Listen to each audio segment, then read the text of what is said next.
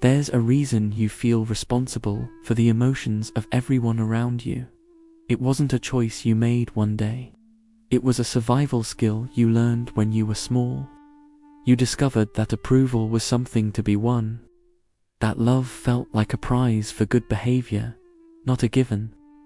Maybe it was the way a parent's voice went flat when you expressed a need, or the subtle withdrawal of warmth when you failed to meet an unspoken standard. You didn't comprehend the rules, only the heavy feeling that followed when they were broken. A weight in your stomach, a promise to yourself to never cause that reaction again. This is the origin story of the people pleaser. It's a dialect learned not from the heart, but from the primal need to feel secure. When your fundamental sense of belonging is linked to your ability to maintain harmony, you mature believing it's your duty to manage the emotional climate. You assume your role is to mend the mood, to bridge the silences, to ensure everything is smooth, even when it's fractured. And this is the painful reality. This pattern often begins as a child's ingenious method to preserve connection. Many assume people pleasers are simply generous, maybe too compassionate. But that's a surface level observation. Underneath, people pleasers are terrified. Terrified that a refusal will cost them affection. Terrified that letting someone down will lead to isolation. So, they contort themselves into forms that are unrecognizable. They laugh when they are hurt. They consent when they are drained. They say sorry for things that aren't their fault. And with each act, they drift further from their own core. You may not be conscious of it, but your body holds the memory of those early trainings. Every sharp word that instructed you to be silent, every conflict that taught you feelings were hazardous, every implicit lesson that praised you for being undemanding, those weren't passing incidents. They were the framework for your world. The developing mind learns by linking experiences. In youth, your brain connects safety with whatever prevented punishment or alienation. So if being valued meant not speaking up, that's the path you took. If being appreciated meant prioritizing others' desires, that's the identity you formed. Over years, your self-concept becomes a mosaic of external expectations.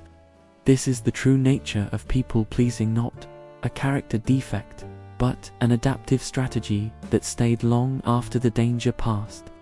But here lies the issue. In adulthood, that survival mechanism keeps operating. Even though you are no longer that vulnerable child, your nervous system hasn't received the update. It still responds as if you'll face consequences for another's displeasure. It still surges with panic at the thought of someone's disapproval. And so the performance continues, the smiling, the agreeing, because a deep, ancient part of you remains convinced your security hinges on it. Consider how frequently you consent when your spirit screams no. How often you concede simply to dodge friction. How often you obsess over another's perception, reviewing dialogues, searching for an error you might have made. That isn't a flaw in character. That is conditioning. For countless individuals, it originates with caregivers who were emotionally unreachable, parents who were volatile, unreliable, or simply absent in feeling. 1 hour they are warm, the next they are distant.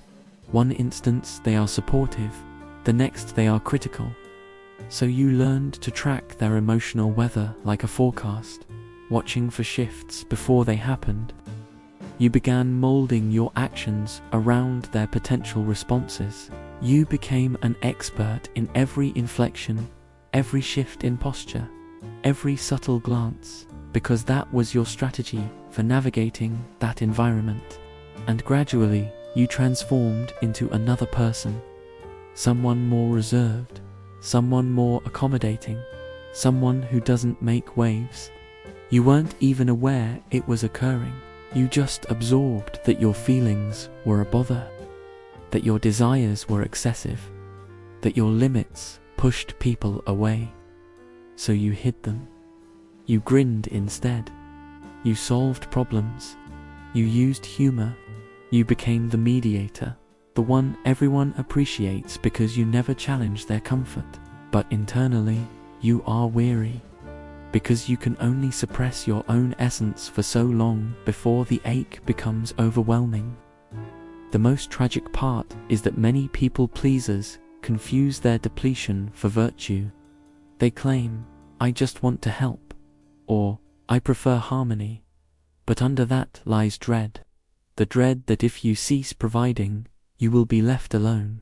Psychologists identify this as a fawn response survival mode alongside confrontation, escape, and immobilization. When faced with potential conflict or disapproval, instead of standing your ground or leaving, you pacify. You utter whatever maintains the calm.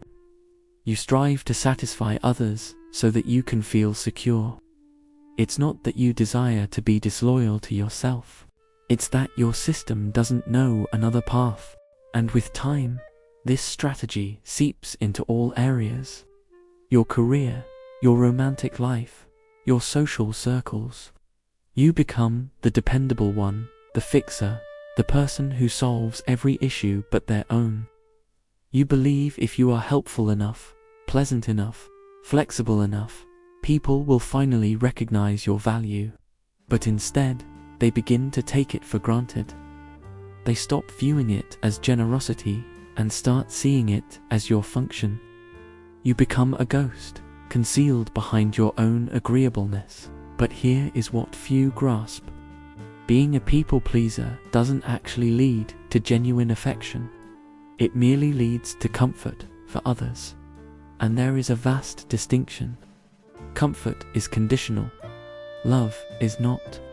When you spend your life attempting to be what everyone requires, you deny them the opportunity to cherish who you truly are. Because how can they, when you never reveal yourself? This is why so many people pleasers feel profoundly alone, even in a crowd. They offer and offer, hoping that someday someone will reciprocate. But affection born from submission isn't love. It's a transaction in disguise. So, where do you begin? First, you must dismantle the lessons of your early years. This is challenging. It means facing the difficult realization that perhaps your parents' definition of love was incomplete. Perhaps their idea of a good child was merely a quiet one. Perhaps their version of respect was actually about control. Now, our parents often didn't intend to harm us. Many were operating with their own limitations and histories. But the impact of their actions doesn't vanish because the intent was absent. You can have compassion for them and still recognize the effect it had on you. Because ignoring the impact is how the cycle of people-pleasing perpetuates. Every time you stifle your voice to maintain another's ease, you are replaying the narrative your past wrote for you. You are telling yourself, "My feelings are invalid. My reality is not welcome. My inner peace is not mine to claim." But what if you began authoring a new narrative? What if you ceased apologizing for the space you occupy? The truth is, declining a request is not unkind. Establishing limits is not self-centered. Causing disappointment is not a moral failing. It is integrity. It is maturation. It is the journey of coming back to your authentic self. Because here is the secret rarely voiced. You don't secure love by accommodating others. You cultivate love by being genuine. The more you pursue validation, the more it eludes you.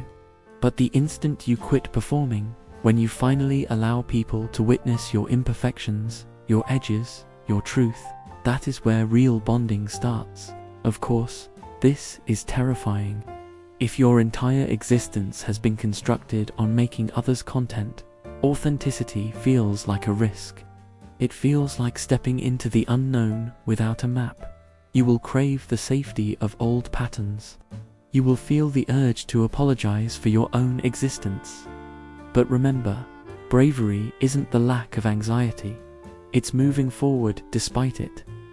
Every time you say no and the world doesn't end, your nervous system learns a new truth. Every time you voice a real feeling and someone remains, you disprove an old belief. You rewire your understanding of connection, and step by step, you start to understand that love isn't a reward you must chase. It's something you can co-create with transparency, with mutual regard, with healthy boundaries. It is not your task to ensure everyone's happiness. It is your task to be complete. However, the healing journey doesn't commence with refusing others. It begins with accepting yourself. Say yes to your own rest, your own honesty, your own flawed humanity. Because when you stop trying to manage everyone else's inner world, you finally create room to encounter your own, and that is where you rediscover who you are. Beneath the roles, beneath the obedience, beneath the decades of acting as if all is well, you meet the part of you that was there before the fear took root.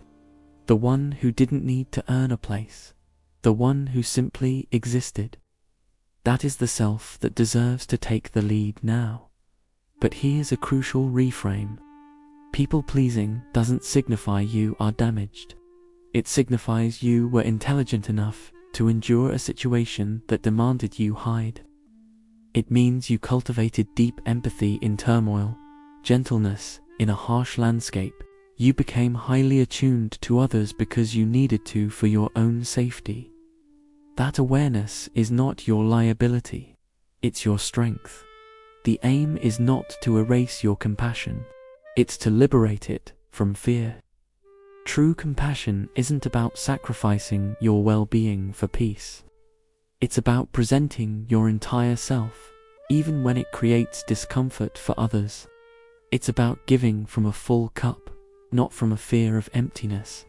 And that shift transforms everything.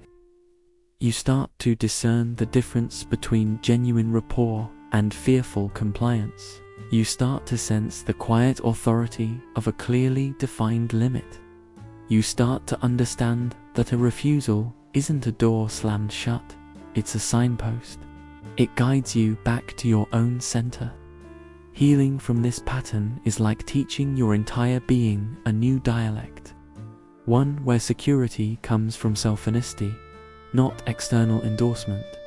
It will feel clumsy initially. You will fumble. You will over-clarify. You will feel shame for asserting even minor boundaries, but persist. Every uncomfortable boundary laid builds the groundwork for a more truthful yes, because the pivotal question isn't how can I make them approve of me? It's can I approve of myself if they don't? And when your answer to that is a firm yes, you are liberated. The most challenging aspect of recovering from people-pleasing isn't the act of setting a limit. It's enduring the quiet that comes after. Because when you've dedicated a lifetime to fulfilling others' needs, the moment you cease, people react. They distance themselves.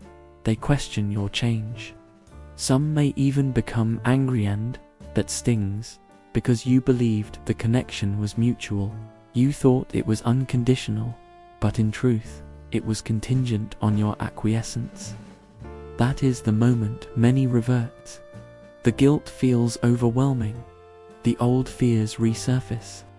You start to wonder, maybe I am being unreasonable, but you are not.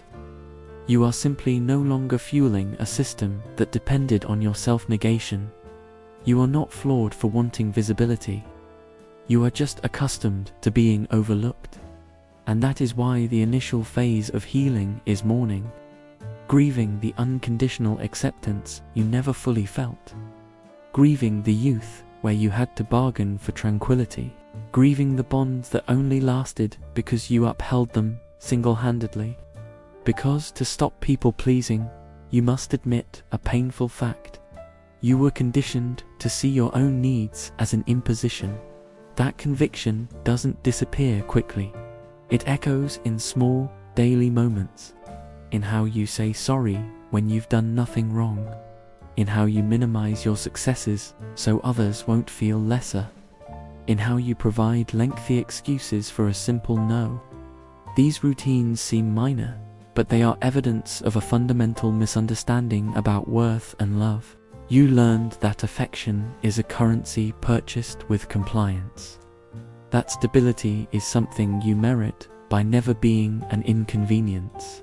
So you became an expert adapter, a chameleon who could match anyone's demands.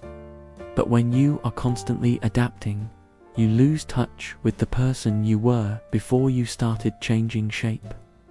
This is why people pleasers often feel adrift when asked straightforward questions like, "What do you prefer?" or "What are you feeling?" Because for so long, the answer was never about you. It was about the person across from you. You became an interpreter of everyone else's inner states, but a stranger to your own. And that is not a failure on your part. When you are young, your caregivers are your entire universe. You relied on them for survival, for nourishment, for shelter, for love, for safety. So, if love felt shaky or performance-based, your mind didn't doubt them. It doubted you. A child doesn't think, "My parent is limited." They think, "I must be unworthy." And so starts the lifelong endeavor of proving your value. You strive to be the ideal employee, the perfect friend, the flawless partner.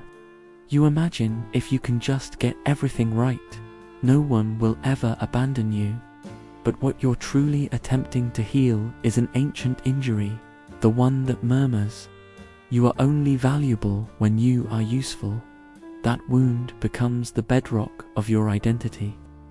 You begin to associate calm with control. You become hypervigilant to the moods of others because unpredictability once signaled peril. You can detect strain before a word is spoken. You intervene to ease it before anyone requests it. You call it intuition, but at its core, it's a state of high alert. It's your body's way of saying, "If I can maintain everyone's contentment, I will survive." But safety founded on self-denial isn't safety, it's self-betrayal. And this is why people pleasers often feel a background anxiety even when all is calm. The body doesn't trust quiet because serenity feels unfamiliar. Your mind keeps hunting for signals of rejection, for criticism, for the next emotional upheaval because chaos, as painful as it was, is the known state. It's a strange contradiction. You yearn for deep connection, but you are also afraid of it. Because real, deep connection demands authenticity. It requires you to set limits. It requires you to appear fully as you are something you've been taught is unsafe. So even when someone offers you genuine love, you instinctively retreat, scared that if they see the real you, they will withdraw. So the performance continues. The pleasing continues. The pretense continues. And gradually, your relationships begin to feel empty. Not because the others don't value you, but because you aren't fully present in them. Only a polished version is. That is the hidden toll of people-pleasing. You forfeit intimacy not only with others, but with your own soul.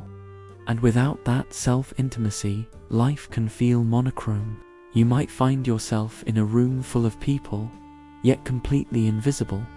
You might be complimented for being so considerate, so giving, so nice, but deep down you feel unrecognized, unvalued, unloved. Because how can anyone possibly love the real you if the real you remains in hiding? So how do you start to rewrite a script so deeply embedded? You begin by learning to differentiate between genuine generosity and fear-based submission. Generosity springs from free will. Submission springs from apprehension. When you act from a place of true generosity, it fills you up. You feel expansive, centered, and calm. But when you act from fear of letting someone down, Fear of being judged depletes you. You exit the interaction feeling diminished. That is the moment you must stop and inquire, am I doing this from a place of desire or from a place of fear?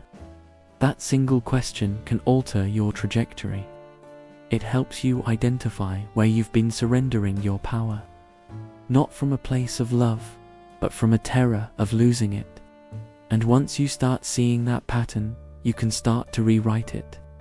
Healing from people-pleasing does not mean becoming harsh or self-absorbed. It means finding equilibrium. It means knowing deep in your bones that your emotions count too, that your comfort, your time, your inner peace are all deserving of the same consideration you freely give to others. You can be deeply caring and still hold firm boundaries. You can be gentle and still say no. You can love people without shouldering the burden of their emotional state. But here is the difficult part.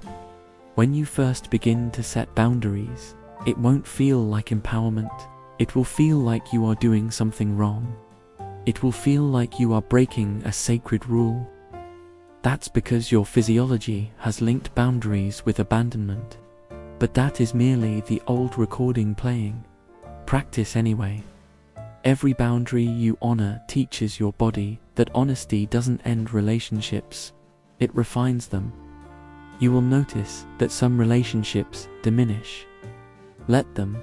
They were built on terms your renewed self can no longer accept. But other relationships, the ones that endure your authenticity, those are the keepers. They are founded on reality, not performance. In time, you will notice something beautiful emerging. Serenity no longer feels hollow. Quiet no longer feels threatening. You stop saying sorry for taking up space. You stop needing universal approval. You start building a friendship with the person you truly are. And that is when everything transforms. See, people-pleasing was never about them. It was about your younger self's brilliant attempt to feel safe.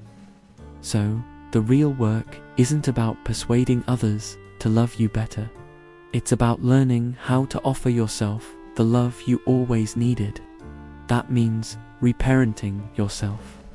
It means becoming the supportive adult your inner child needed. Someone who says you are inherently worthy. You don't have to perform for love. You can start with tiny steps. The next time guilt arises for setting a limit, remind yourself, this discomfort is the price of growth. The next time someone reacts poorly to your boundary, remember their response is about them, not your worth. The next time you catch yourself justifying a simple no, pause, take a breath. You do not need to justify your existence to anyone.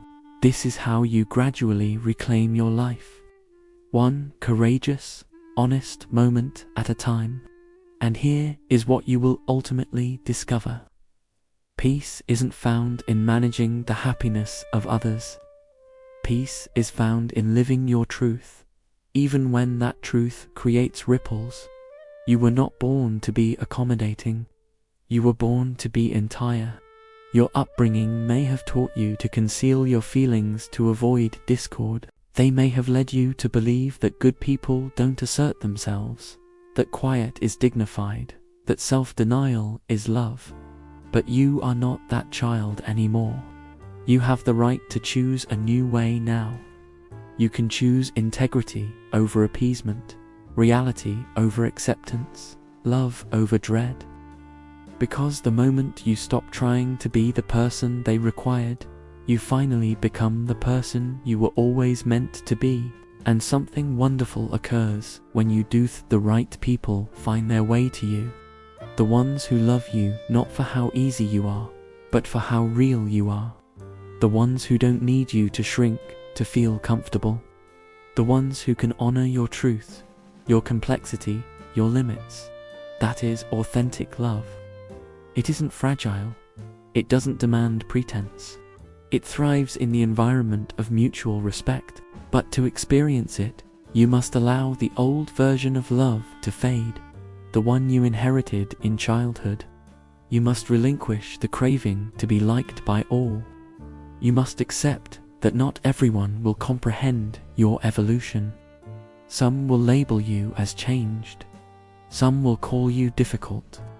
But the reality is, you are finally becoming integrated, because you cannot construct genuine connection on a foundation of self-betrayal. You must show up as you are, even when it feels vulnerable. And in that process, you will uncover a profound truth. The peace you were always striving to manufacture externally was residing within you all along. You just had to stop abandoning yourself to find it. So, when you feel that familiar pull to fix, to please, to make everything seamless, pause, inhale, and ask yourself, what does the truest part of me need in this moment? Because that voice, the soft one buried under years of adaptation, that is the sound of your own liberation. You don't need to quiet it any longer. You don't need to apologize for it. You just need to listen, and perhaps, for the very first time, trust it, because your value was never determined by the peace you kept for others. It is measured by the truth you courageously hold for yourself. You deserve connections that don't demand a performance. You deserve a tranquility that isn't dependent on your silence. You deserve to inhabit your life without making yourself small, because love in its purest form doesn't ask you to vanish. It invites you to come home fully, honestly, unapologetically to yourself. And that is the moment you cease being a people pleaser and start being fully, completely, you.